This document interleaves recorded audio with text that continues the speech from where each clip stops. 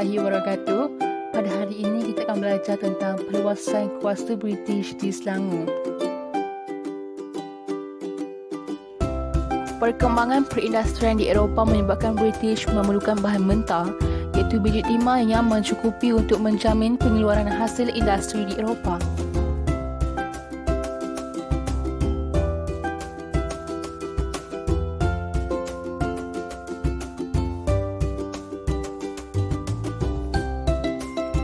Terdapat 3 strategi British meluaskan kuasa di Selangor.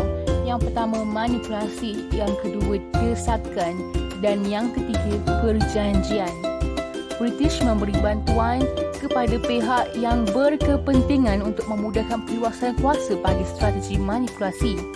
Manakala, bagi strategi desakan, British mendesak pemerintah tempatan untuk menerima perlindungan British.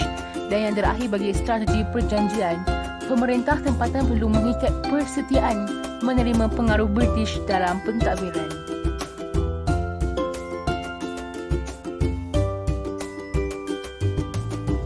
Untuk strategi manipulasi, berlaku pada zaman pemerintahan Sultan Abdul Samad pada tahun 1857 hingga 1898. Pada waktu ini tercetusnya Perang Klang pada tahun 1866 hingga 1874 di antara kerabat Raja Selangor atas faktor pemilikan daerah Klang. Rajah ini merupakan peta bagi kawasan daerah Klang pada abad ke-19 dan juga kawasan utama perlombongan biji timah.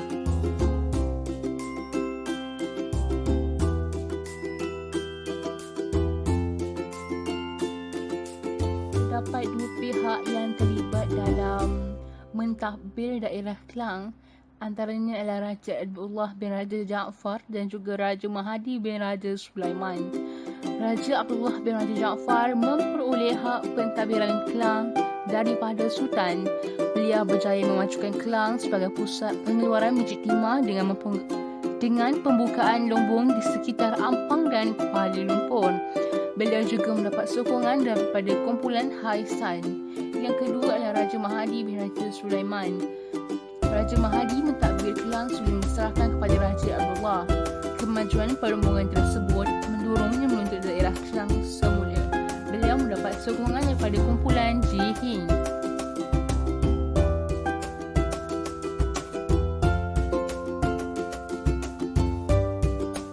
Berikut merupakan kronologi daerah Klang. Pada mulanya, daerah Klang ditadbir oleh Raja Mahdi. Seterusnya, daerah Klang ditadbir oleh Raja Abdullah. Raja Abdullah mendirikan Klang sebagai pusat pengeluaran biji timah. Seterusnya, daerah Klang dituntut oleh Raja Mahdi semula.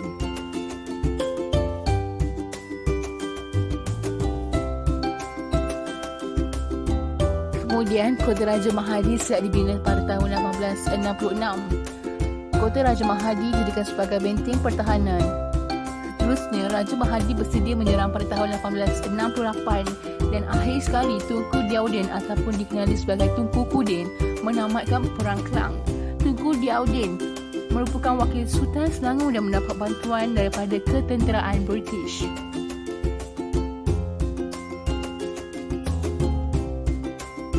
Strategi yang kedua adalah strategi desakan. Walaupun memberi bantuan menamatkan Perang Klang, British tidak berjaya memujuk Sultan agar menerima perlindungan British. British seterusnya mencari pelbagai alasan bagi mencapai kejayaan. Dan akhir sekali British mendapat alasan untuk mendesak Sultan apabila berlaku peristiwa yang menggugat aktiviti perdagangan British.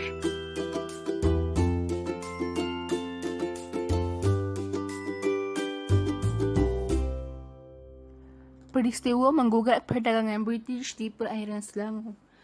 Peristiwa yang pertama adalah peristiwa rompakan kapal dagang British pada tahun 1873. Kapal dagang British dirompak berdekatan perairan Kuala Langat ketika perairan dari Pulau Pinang ke Pulau Melaka. Peristiwa yang kedua adalah serangan rumah api. Selepas tahun pada tahun 1874, berlakunya serangan terhadap rumah api di Tanjung Ratchado ataupun dikenali sebagai Tanjung Tuan. Peristiwa tersebut digunakan British bagi mendesak Sultan mengambil perlindungan British dengan alasan untuk gagal mengawal dan mewujudkan keselamatan perairan Selangor untuk kegiatan perdagangan. strategi yang ketiga adalah strategi perjanjian. Perjanjian British Selangor, antara syarat perjanjiannya ialah British membantu Sultan memerintah negeri. British menghantar J.G. Davison menetap di Klang dan Frank Swettenham menetap di Langai untuk membantu pentadbiran.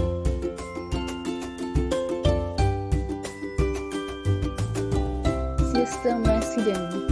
Sistem residen ialah sistem bagi menasihati raja-raja Melayu dalam semua hal ehwal pentadbiran kecuali berkaitan agama Islam dan adat Melayu. Semua nasihat hendaklah diikuti dan dipatuhi.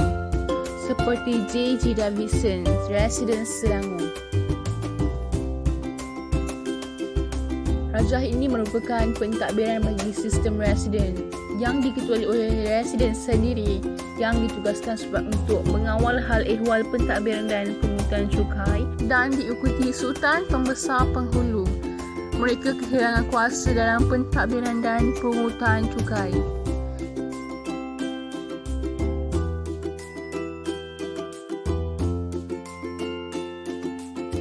Sekian, terima kasih. Jangan lupa subscribe, comment and share for new video yang akan datang. Stay tuned.